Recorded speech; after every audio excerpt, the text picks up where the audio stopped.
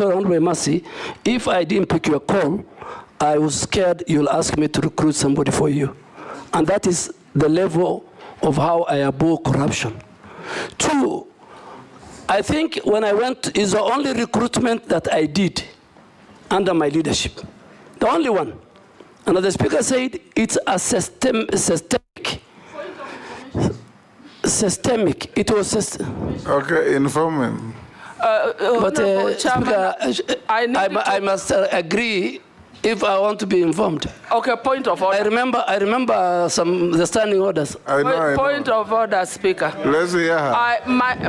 My call, Honorable Speaker, I was calling the Honorable CS to seek clarification with respect to the concerns that were raised by my constituents, that those who were successful and had reported to the training camp were being chased away over flimsy reasons. And I think I can quote, one of my constituents was told that his testicles are not equal.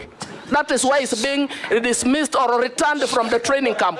So I wanted to seek clarification from the CS to tell me what are the guidelines for one to be recruited. Somebody who is successful, he has already reported and is being chased away. I wanted it to secure that slot so that my constituents do not lose it as a representative of the people of Teso. Mr. Speaker. Oh, yes, what's your point of order? Honestly, okay, Mary. it was very sad indeed. And my constituent lost that slot because I could not get the CS to clarify. We hear you. Yes. In fact, I had to look for a chairman of a committee to call the CS on my behalf because I thought, because I'm a small person, he can't pick mine. You are an He actually MP. picked, but I was not helped. I was not helped. I am speaking on behalf of the people of Teso South. Good. But you are vetting him on behalf of Kenyans. Yes. Yes, on behalf of Kenyans. Yes. And it did not only happen to Teso South. Many Kenyans were returned from the training camp. And we are told those slots were sold again to some waiting rich guys with 1,700,000. It cannot continue.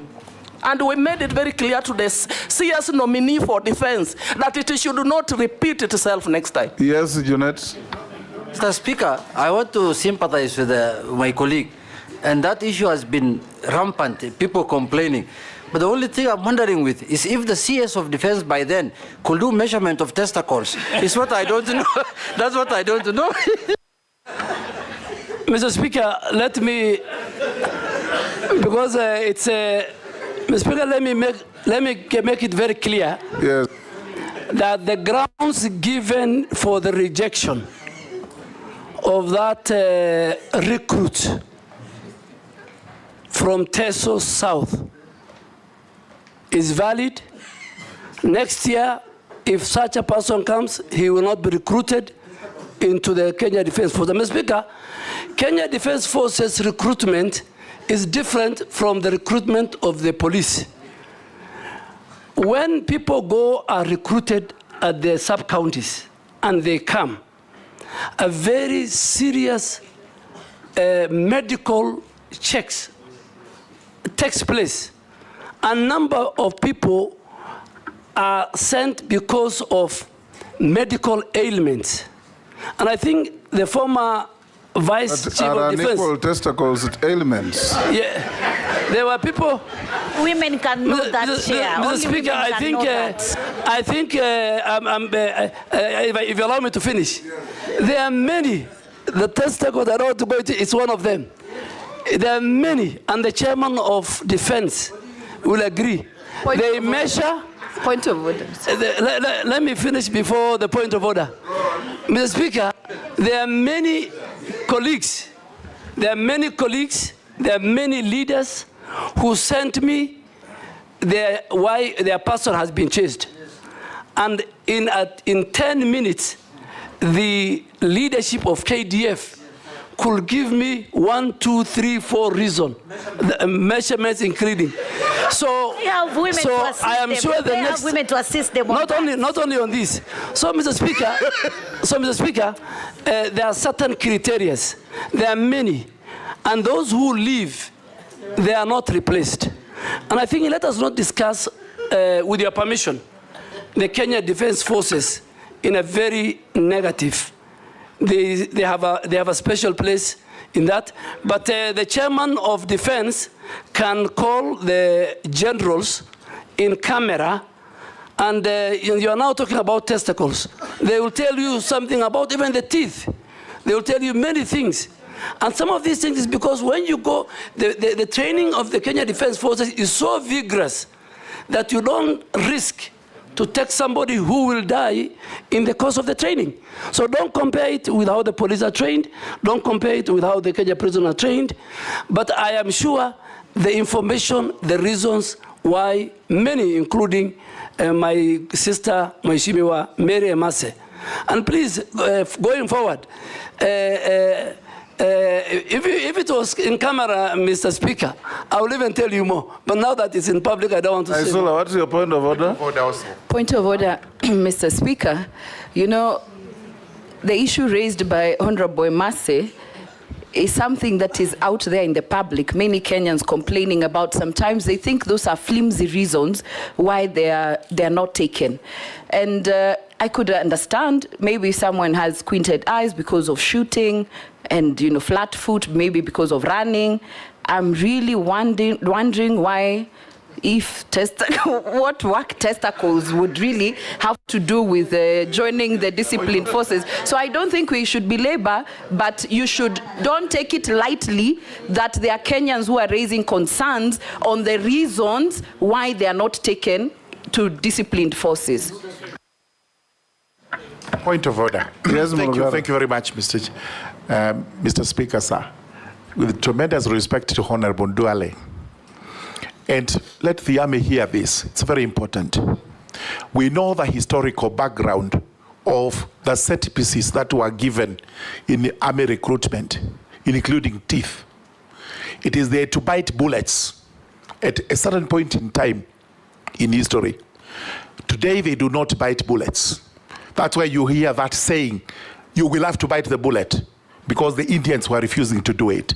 So you had to have teeth so that you could bite the bullet.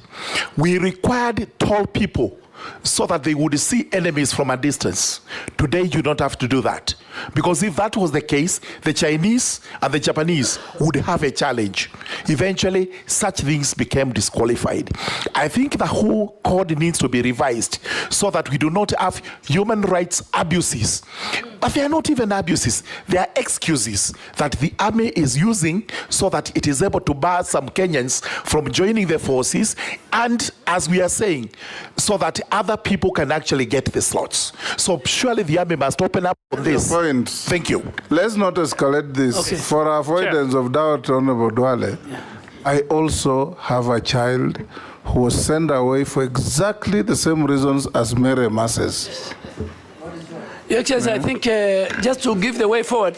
Not my child, Because but not my son, but a child in my neighborhood. Your Excellency, Yes. Speaker, you have, because of And you remember I told you about it. Yes, I think the leaders are raising very good valid. Yes, Dawood, what is it? You know, we have talked about men only, but even women are discriminated against. When they do a test, pregnancy test, they do not have anything. But once they go there, I don't know where it comes from, they have a pregnancy. And it's not true. Anyway, let the nominee answer the question, and we move to something else. Mr. Speaker, I think because the leaders are raising very important and they don't have the information, Mr. Speaker, under your direction, we have a very robust, good leader, head of the military health department called Major General Nganga, through the chair of defense. I think you can call him to Akamkunji, and he lists the conditions which disqualifies. I think because what the leaders are raising is public knowledge. Even I think they should even go to the media, and they should sensitize the public, and I think is something we have discussed. Focus on your environment. So, no, let me go to, I'm no longer there, so Yes. yes, next minister will deal with it if approved. Yes. Speaker, Honorable Dawood talked about waste management. Waste Yes. management is a serious issue in our country. Mr. Speaker, why do I say so? The law is there, the regulations are there, county governments are not enforcing. NEMA, waste management in the first place, Mr. Speaker, is a devolved function. All that as we do is to support in terms of regulatory powers. But waste management will be something, if I'm approved, that I will take it seriously. From our homes, to the trucks that carry, to the dam sites, the Dandora dam site, the one in Kachok, I think called in Kisumu, the whole environment is polluted, the air is polluted, the water is polluted. The law says you must color the bags, you must differentiate from the homes. Our homes have a responsibility. There must be designated bins in all our public places. So, Speaker, one of the things that I want to introduce, if you approve me, is that even public transport must have a bin in the buses. You know, public places like even the Parliament must have those two different. In the malls, there must be different bins. The one for the organic wet, the one for the dry. But public waste management, which is a devolved function, Mr. Speaker, is an area that I think we need to deal with. It's a nightmare. A nightmare. Number two, I think the Shamba system, the community forest associations are working very well. Some are abusing the law. We have now put in place what we call the forest community forest association management plan, where they will help us which part of the forest with a proper plan they can graze, and which part of the forest they will help us and protect, and we will use. But are you aware that your predecessor announced that there will be a Shamba system, and shortly thereafter, she said it will not? That I think, I don't want to indict my colleague. Do you recall that? Yes, I recall. Yes. But Shamba system or grazing or farming in forest by communities around, under the Community Forest Association, which is in law, is about management, is about coexistence. We cannot regenerate, we cannot reforest, we cannot protect our forest if we leave the communities in our forest service. Karura Forest, the way you see it, the way it's managed, is run by Community Forest Association, and they're doing a very good work. Noise pollution. Do you consider allowing that kind of engagement in plantation forests and not natural forests? Yes, yes, because we have got 150,000 hectares of plantation forest, which now we have put proper transparency and integrity measures and tendering system, unlike the old system where there was allocation by the big people in government. I think I totally agree with you. Community forest association, community living around must be given an opportunity, particularly where even a plantation has been removed, for them, as we plant, for them to plant and for them to farm. In fact, farming can be well done under the plantation, Mr. Speaker. Coming to noise pollution, Mr. Speaker, is another serious thing. But again, it's a devolved function. It's a county function. They have no capacity. All they do is they give license to bus, they give license to clubs, and they don't choose which neighborhood. There are people who have got sick people in their homes. There are people who have children who are doing homework. There are people who want to sleep early. But today you'll find bars and clubs in the residential area. Mr. Speaker, we will not leave that to county governments. We will enforce it. NEMA will enforce it. We will not allow noise pollution to take place in residential areas. The whole zoning, the whole land use system, even the land use system that the county government, has violated, must be brought back. So noise pollution is key, and we are going to deal with it, but it's a devolved function. I think, Honorable Mayor, I must say I have discussed about the waste management. Let's go to Gikaria. Waste management I have done. Reforestation, we are doing very well with the 15 billion tree planting program that we have. Gikaria. Thank you, Chair. I've really taken note, being a chair of the Environment and Forestry Committee, the departmental committee, just for purposes of future reference on what the nominee is saying. But, Honorable Chair, I have two issues. One is about the 15 billion trees, a very ambitious program. But the scientists and a few of the experts are also arguing in terms of forest fires. Assuming we have the 15 billion trees, and only half of that, God forbid, catches fire. So what are the plans that the nominee will take into consideration when he will be, if nominated? What plans do you have to address forest fires? Secondly, and I don't want to belabor on the pollution that has been spoken about, Honorable Chair, most of our schools and other institutions from the colonial times have been using asbestos for purposes of roofing. And asbestos over the time have been a cause of cancer and environmental pollution. Maybe what plans are there for the nominee to address the use of asbestos that are in our schools, health institutions, and so many other places? Thank you, Honorable Chair. Thanks, Speaker. Mine to begin with is, Speaker, I was looking at the resume or the CV of the nominee. And the CV has given a lot of hope to many Kenyans, professionals, that it's not only that you must come from Nairobi University that you can be nominated as a minister. Which one is Nairobi University? Almost every nominee, Honorable Speaker. It's called Speaker. the University of Nairobi. It's not Nairobi University. Honorable Speaker, I thank you and I respect. I'll go your direction, but I will call it Nairobi University or University of Nairobi. But almost every nominee, Honorable Speaker, and I think this is good for record, for future, that people who have been to other universities, Moi University, Kenyatta University, all the people, Honorable Speaker, that I have seen, is only Nairobi University, Nairobi, almost everybody. Until when I was saying... Kindiki came from Moi University. It's only one. It's actually a rare species. With this one, there are only two. Everybody else, Honorable Speaker, and I think it's good for record, that other universities, graduates from other universities, are qualified to become also nominees of ministers and even ahead of it should not be Nairobi University. What about Kenyatta University? What about Moi University?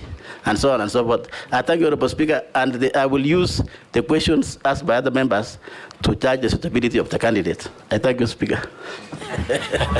Mine is very brief. Honorable... Ask you any questions or don't answer? Honorable Duale is telling us to plant trees, but yet Kenya Power on the other side is busy felling trees. There's a trend in this country that Kenya Power has decided that it is actually going to bring down trees. Nairobi is awash with very hoary situation of trees that have been felled by Kenya Power very recklessly. Some very old indigenous trees. Honorable Duale, what will you do so that this cross-purpose by government is immediately stopped? Number two is the Mau forest. The Mau ecosystem has become a problem. Successive governments have not been able to deal with the situation. There's a lot of the human activity, and it is because of settlement of people living around Mau forest. What will you do to make sure that the people who've been moved out of Mau forest are resettled? Yes, go ahead, nominee. Thank you, Mr. Speaker. Let me start with the asbestos. Mr. Speaker, asbestos is a serious matter. Asbestos produces something called fiber that leads to lung cancer.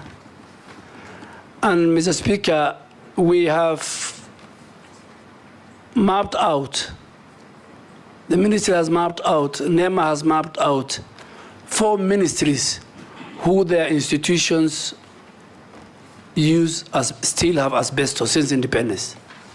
The Ministry of Defense, If you go to our barracks in Lanet and everywhere, Ministry of Interior, Ministry of Education, many schools, and Ministry of Lands and Housing. And churches. I'm just first talking for government. Yes. So Speaker, we have given, and health, we have given government entities until, if you approve me, December 2024, they must remove.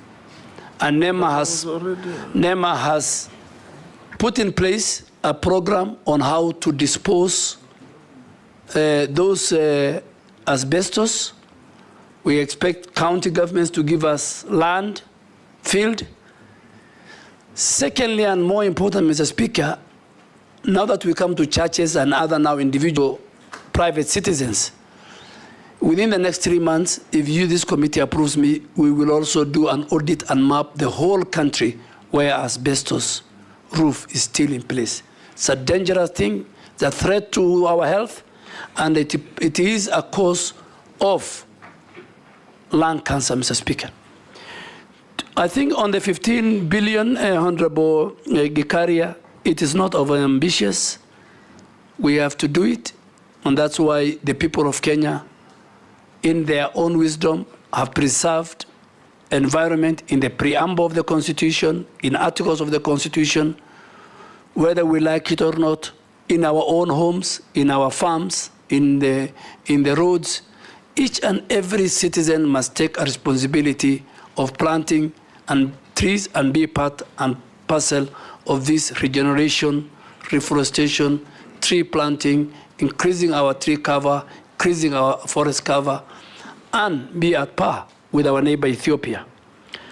Honorable Koech, I agree with you. They cut my trees. And when I went home, the Speaker, I asked, but the lines were just too thin. They should have cut only a branch. Yes. But, Mr. Speaker, I think we are lacking, and we are going to introduce, if you allow me, if you approve me, I want to introduce something called urban forestry planning and urban green spaces. As we sit here, there's no even stakeholder. This Ministry of Forestry and KPLC and the people who are in the road agencies and others, there is nothing called urban forestry planning. We must plan for our green spaces in urban cities. We must plan for our trees in urban cities. Every citizen plants trees. They buy from, they have seen on the road. And then an entity called Kenya Power Lighting cannot. Speaker, I will introduce what is happening in India. In India, you can't cut a tree, even in your own homestead, before you plant another one. You need to go and get a permit. You say, I am going to cut a tree in my house, but I'm going to replace, and I have planted it, and you show evidence. Secondly, even if you have half an acre in India, you must tell the planners, the county, that 20% of my compound is for tree planting, is for forest. Nominee. And yes, so I think those are the... We were with you in this parliament when we passed the Forest Act. And among the salient features was that each and every owner of land in Kenya, both private and public, must plant a minimum of 10% of that land with trees. You remember? Yes. How are you going to enforce that? Give me the job, Mrs. Speaker. Give me the job. I will implement. It's the law. I'm not reinventing the wheel. It's not unique to India. Yeah. We have it in our statutes. Yeah. India, in fact, Mr. Speaker, is 30%, but we start with 10%. Ours was 10%. Yes, but Honorable Koech, I want to categorically tell you that if this House approves me, the first meeting that we're going to have with the KPLC, with the road agencies, with the other people who provide social amenity facilities, that they cannot come and cut trees, anyhowly, without due regard to the law. No, on Mau Forest. Mau Forest, to speak of Mau Forest, you know the history of Mau Forest. It has consumed people politically. And I don't want... No, because I will not be. I'm not in politics, but it has consumed many people. But I want to urge my colleague, and I'll sit with the communities around that place, because even today the biggest problem we have is Mau Forest, where a lot of illegal grazing is taking place, and that illegal grazing is taking place by very powerful people who are in position. It's not the ordinary citizens. But still, we will use the community forest association provided in law on how we manage Mau. We have fenced a greater part of Mau, and we will fence, once we get resources, the other part. Fencing is the way to go to conserve our forest, Mr. Speaker and members. Naisula. Thank you, Chairman. So, listening and having interacted with Honorable Duale in the National Assembly as our majority leader then, it will be important to know your position or what you think about public servants engaging in politics, whether actively, in what you say, in what you do. What is your thought on that, including public servants participating in harambees? I would like to know what your position is on that is, so that we know whether if someone wants to be a public servant, then you be a public servant. If you want to be a politician, you go back to politics.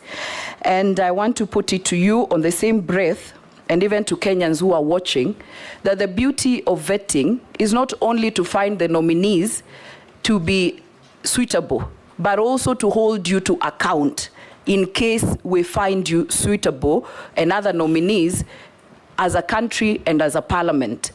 And just on that, because you have said you have warned illegal forests, land encroachers, you will revoke titles on top state officials who are holding. It's actually now on 411. You can be sure Kenyans will hold you to account, because you know there's something that always follows you on that Al-Shabaab list to date. So just know that even this will follow you. I'm just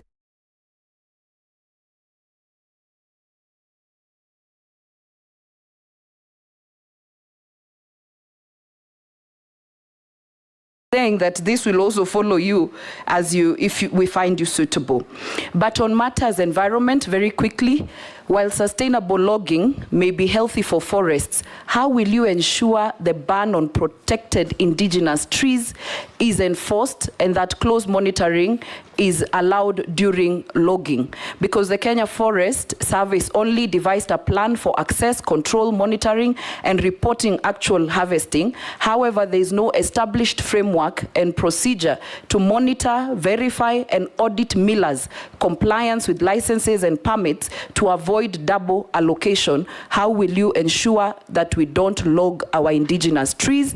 And finally, the staffing at KFS is not adequate. How will you ensure that you put mechanisms for using aerial, GPS, guided harvesting technologies to monitor forest resources and logging activities? Thank you. Nominee. Mr. Speaker, public servants, me included, if I'm approved by this House, I'll take whatever it takes to promote, to expound, to communicate government agenda, government achievements to the people of Kenya, whether I'm in Samburu with Honorable Lesuda. So I serve the government of the day, and I'll speak for the government of the day. And I think that is what public servants should do. Public servants should not get involved in the local politics, in the county politics. They're supposed to be unifying factors. In fact, to the contrary. It's supposed to bring people together. For people to buy government agenda and for you to succeed in implementing government policies and achievements and programs, you need leaders across the political divide, and more so those who are elected and those who are the community leadership. The 411, the one on Al-Shabaab was fake news. But this one, please hold me accountable. I am one person who believes in accountability, Mr. Speaker. in the last 2 years, you and the clerk and the chairs of various committees will agree, I have been diligent when I'm called upon to Parliament, either to its committee, to the plenary, and the only time I refused to pick telephones, God forbid, was when during the recruitment. And that one I've given good reason. But I talk to members. And I am one person who respects the legislature, I respect the judiciary, and I respect people in public service. So I am ready. And please protect me when I cancel title deeds, when I do actions that is in the interests of the people of Kenya and the citizens and the country. Mr. Speaker, as our leader, please, if people want to bring impeachment to fight me, you must help me and protect me, if that is the case. The Harambee, Mr. Speaker, I'm a person who believes in Harambee. I think I have built more mosques and madrasas, and charity is a cardinal principle in my religion. Every year, in fact, this month is the month of Zakah in the Islamic calendar. This month I'm paying from what I have, and Honorable Junaid will agree with me. So Zakah can be Harambee. You'll see in my form that I have presented the number of madrasa of women in Garissa. Close to 5,000 women are in Islamic madrasa, courtesy of the charity I did through Harambee. I am sure there is a bill the leader of majority is going to bring. Those of us who believe in the Almighty God, that whatever He gives you, you must share. I really want to urge you, when that bill comes, let's regulate it. There are people who abuse it. Recipients abuse it, others abuse it. They use the money stolen, corruption, for Harambee, for other things. But let us, particularly, let us regulate that you can help the poor person who could not pay school fees in Samburu, in Garissa, in Eldoret, that you can finance through your own resources that God has given you. The good medical care clinic that Honorable Deputy Speaker did to many people. So I don't think whether we can close Harambee, but it's good we regulate it. And I think most of us who sit here every weekend and in our life as leaders, we have, God has blessed us because of that. I think logging. I think logging plantation, I said 150,000 hectares are made of plantation in our forest. There used to be the culture, Mr. Speaker, when you were minister, you remember, it used to be, what do you call it, allocation. Tied with corruption. Who is who? The really sawmillers were not getting it. The really people in the timber industry were not getting it. Mr. Speaker, that has stopped. Now, we have a segment for the local sawmillers within that forest, I think up to about 40%. Then we have another 60%. Then we have 40% for the other national sawmillers. But all this must be done through a proper, transparent procurement system, which is on our website, the website of Kenya Forest Service, and each and every Kenyan will be given, Mr. Speaker. Corruption will not be there when it comes to logging. And then last, I think, is technology. Honorable Lesuda, if you want us, of course, we want to increase our staff. We want to even use technology. We want to use a drone to plant trees. We go to a forest, we see the degraded area, we use a drone that can do 2 million seeds in 1 hour. That technology is what we want to monitor our forest, to help our forest adjutants, to help our forest rangers, technology. But all this needs resources, and as a member of the Budget Committee, when Honorable Chair of Environment, Honorable Gikaria come, please support us. Honorable Duale, if you are approved to be suitable to take this position, I want to urge you, take a helicopter and fly around all public forests and see the level of destruction going on. You will see what looks like a forest by the roadside. A kilometer inside, there's no forest. Charcoal poachers, illegal grazers, illegal loggers. It is bad business. We encourage you, in the event you find favor with this committee and be appointed the Minister for Environment.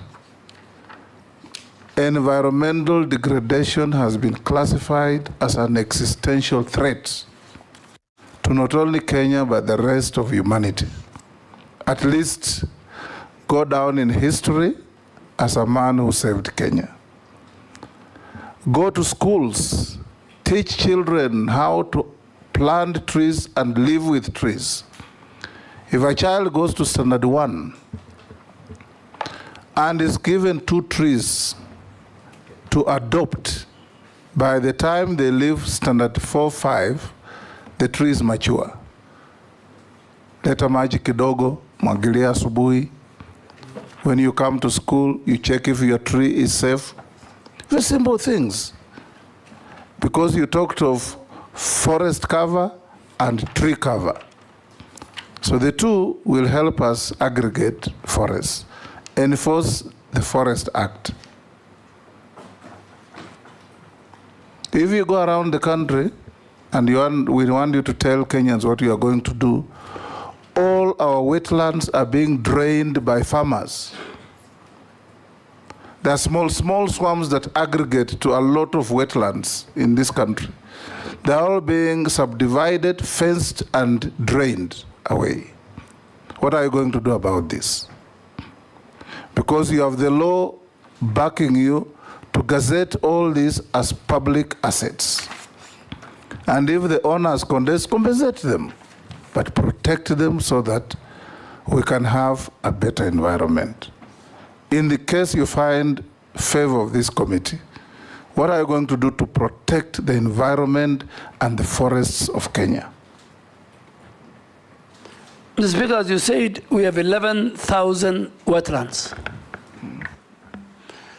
And the legal regime and the necessary laws are in place. I want to commit to you that we will protect, if this committee approves me, we will protect our wetlands. Secondly, even the 150 billion trees that we are to plant, the best place to plant is in our wetlands. Because in the wetlands, we don't need water. In the wetlands, we don't wait for the rains to plant. So even the 150 billion, we will start with our 11,000 wetlands found in all our 47 counties. But I agree with you, the forest that we see inside is a hollow. There is illegal grazing, there is corruption also between these illegal people doing either grazing or logging with our officers. We will take whatever it takes that there is accountability even within the over 6,000 forest rangers who have been mandated, who are paid by the taxpayers to protect our forests and our wetlands. There is a citizen who has sent me a message to ask you that on Mount Kenya, Mount Elgon, Mount Longonot, there are climbers who do that activity regularly, carrying food, drinks, and all manner of things. He's asking whether, if you are approved to be the minister, you will provide facilities on those climbing paths of toilets and bins for depositing litter.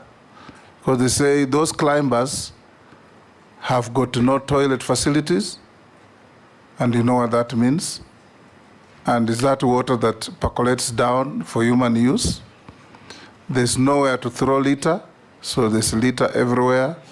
And this, I think, this Kenyan must be an environmentalist. Yes. Yes, Mr. Speaker, even their facilities... Owen Bayer wants to add to that. I have received something here that probably interests you. I will ask Honorable Duale in regard to camels from northeastern region contributing to land degradation by wandering all over Taita Taveta throughout the year, contributing to hunger and poverty. Quick one, Speaker, the last one.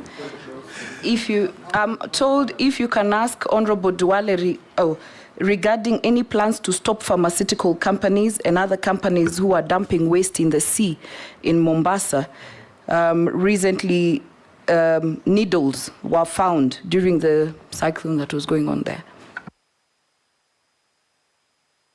Robert? Yeah, thank you. There is also a gentleman from Kitui County called Mr. Paul Mutua who says that there is concerns of insecurity in Mwingi and Kitui along the Kitui-Tana River border of an invasion of armed nomadic herders with camels in the area. Can Honorable Duale deny or acknowledge he has more than 100 camels in that area and that is also causing insecurity? Yes, Mr. Speaker, maybe if you allow me, can I ask a hypothetical question? No, just answer them one by one. No, Start with just the climbers. Before that, okay. If you allow me, I want to ask a hypothetical question. In the Parliamentary Appointment Act, the public have a timeline of 7 days to submit all their concerns. Is it... Honorable Duale, yes, sir. The public have 7 days to submit a memorandum that on oath that is either exposing something against you, something adverse on you, but when members are here and a member of the public sends a question, that's a legitimate addition to what we are doing.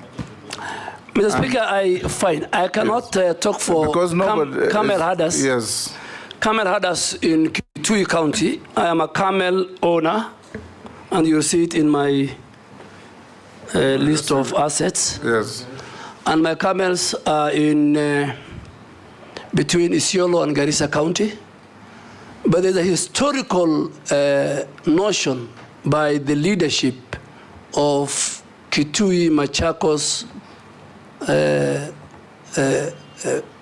that the problem of insecurity and camels in Kitui is not something that started today. It is their cherry pick. It's every time they speak, they do that. So I can only speak for my camels. They're in Garissa. Talk about your camels. And next time, Mr. Speaker, when you have time, they're doing very well, so I'll take you there. You have a history with Balambala. Yes. So you go see your client. Correct. And see my camels. Secondly, the same with Taveta. I have no camels in Taveta, so, and I don't know which camels are in Taveta. That raises the matter. That raises the matter. On pharmaceutical... Let him answer. Let him finish with... On the pharmaceutical, yes, I agree. NEMA has a very strong enforcement... Hold on, Duale. What's your point of order? Mr. Speaker, why is it that all camels that are traversing the country, people think belong to Honorable Duale? And there are many camel owners like us. Simply because he carries the tag as a senior leader from the region. So people associate everything from the region with the leader. And the Speaker, I am ready now and in the future to carry the tag of the community. That's why, as you said, I am their leader. And I have no apologies to answer what Naisula asked you. Naisula asked me about, and I agree. I think we need to protect the environment, more so the sea. There was even one time some people wanted to dispose of condemned sugar into the sea, and we refused. NEMA has a very strong enforcement policy. The other stakeholders who protect our marine at the coast are also on top of everything, and we will make sure. But Honorable Laisuda, maybe if you have the details, you'll help us. But that particular company, we will deny the licenses straight away. Yeah. The climbers? Mr. Speaker, the camels are many. The climbers, Mr. Speaker, even at the bottom of most of these mountains, particularly Abadeas, and there are facilities. Only that they have been left to waste. So we need first to have the facilities, the lodges. It can be a very good tourism attraction. And then on top, as they climb. Yeah, Honorable Duale, I think I've climbed Kilimanjaro, so I know what happens. Yes. At every stop where people eat, there should be a bio toilet that Yes. can be, the waste can be disposed. Yes. There should be the containers for people to throw the paper, if they're carrying any bottles and so on, but also bandas so that they can sleep at intervals. Because I know that if that doesn't happen, then what happens is the waste ends up being left and you get volunteers who actually go and pick it up. So it's actually a way of protecting the climbing route. But Mount Kenya is better. Kilimanjaro is a crisis. I'll find out. And in fact, there are 10 of my good friends who have left today for Kilimanjaro for 10 days. But I think it's a very good idea. We will make sure that we implement it. It will help us in increasing the numbers of the people who will climb. And also the climbers to be hired in the Kenya Forest Service and the wildlife. For guidance. Yeah. Mr. Speaker, there's a clarification I would require from the nominee. Because when I asked the question, I said I've read the question from someone called Paul Mutua from Kitui. In his response, he has said that, and this is on record, he said leaders from Machakos and Kitui. Now, this is not a leader, this is just a person who sent me the message. I can even share with him. So I would like a clarification. When he says leaders from Machakos and Kitui are basically picking on him, it's important because I'm a leader from Machakos and I'm just reading a question. Point of order. Because I've hold the Quran. Point of order, Honorable Speaker. Yes. That will be an interjection between now leaders of Garissa and leaders of Kitui. We have nothing to do with this, Honorable Speaker. No, I think if you allow me, he has asked a very good question. He has asked a very good question, but I want to give evidence. Speak on a number of times. And one of the time was when my good friend, the Wiper leader, lost his mother. I think, his father, one of his parents. And I went with the President Uhuru Kenyatta. And starting with the leader of Wiper, all the way to all the leaders from that region, one after the other, and I can provide the clip. They have mentioned me that I am the cause of the conflict. And in my presence, and in fact in the morning when I was leaving, I told President Uhuru Kenyatta that will happen, and he says, let's go. And they were telling him, but he never replied. I have other times when leaders from that region had a dispute. Garissa doesn't have a border with Mwingi or Kitui. We have a river border, but the really border is between Tana River and Kitui. So it is something which is in the public domain. It is the leaders, the senator for Kitui, the leadership. Let's not go that route. But that's it. Let's not go that route. I'll find another avenue to deal with that matter, not at the vetting. All public people have at one time or another been others punching bags. And we live with it. So it should not, it's part of the occupational hazard. Honorable Duale will end with you by asking you, yes, by asking Speaker, you. I take. That's out of order, Mr. Speaker. Honorable And even mentioning my party leader by the nominee is also unfair. Because that was never the issue. I just read a message from a person, and I said I'm willing to show the message to the candidate. Honorable Kalonzo is not an issue here. Yes. So Mr. Speaker, I withdrew. I have a lot of respect for Honorable Kalonzo. Thank you. I have a lot of respect for Honorable Mbui. He was my schoolmate. I have nothing personal. I am sorry I have withdrawn. Thank you.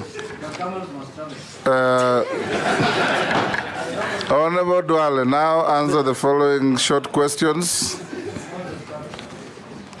Have you been adversely mentioned in any integrity-related reports or investigations? Never in my life, Mr. Speaker. Do you hold any leadership position in any political party? No, but I am a member of a political party. No leadership. Member, I'm allowed, yes. Mr. Speaker. I read the law. State your net worth. My net worth, Mr. Speaker, is, as of today, 900 980 million. 980 million. Yes. Comprising? I have provided comprises of, I have pieces of lands both in Garissa and Nairobi, my house in Nairobi, my house in Garissa, my cattle ranch in Garissa, my rental property in Nairobi and Garissa, my shares in family-owned business, my camels and cattle and motor vehicles. And Mr. Speaker, lastly, I have got good revenue from the book sales of my autobiography, which is one of the best selling book, the #1 best-selling book as of today. How much were you worth when we last vetted you? 851. 851. Point of order, Speaker. Yes. The nominee recently launched his book, and he says that it has good some returns. I mean, there are thousands of books that have been launched in this country. I want to know how yours performed so well. You can ask him on the side. I think you need to read. If you read my book, you'll see it's the best. That is not a fair question. Leave it there. Mr. Speaker, and it is from a research done by bookshop sellers, textbook center. I bought 20 copies and distributed Mr. to my Speaker. schools. And I have now done my 4th publication. Honorable Duale, we had received 71 memorandum on you, some supporting, some opposing, and we are satisfied that you answered all of them when we forwarded them to you. We've also checked your documents against what we have. They are correct. Yes? Chair, maybe just as the nominee concludes, because this matter of wealth declaration has become a matter of public interest now, especially to our brothers and sisters in the room. The movement from your last declared net worth to your declared net worth now, can you explain the growth? The growth. How much is it? Almost 130 or so. Honorable Ichungwa is an accountant, and there is both for land investment and real estate property. Usually the appreciation increases between 12 to 15%. So if you calculate 851 by 12% or 15%, that growth that amount will come to it. Yeah. It's about 140 million. Thank you, Honorable. And Mr. Speaker, also, we had got very good rains, so my livestock grew in number. Yes. Yeah. Okay, Honorable Duale, we are done with you. Unless you are otherwise lawfully held, you are released to go to your other daily routine work. Thank you, Mr. Speaker. I really appreciate the time you have given me and your members. I wish you all the best. Take back your documents. See. Bring in the next. Do you want a break? Bring in the next.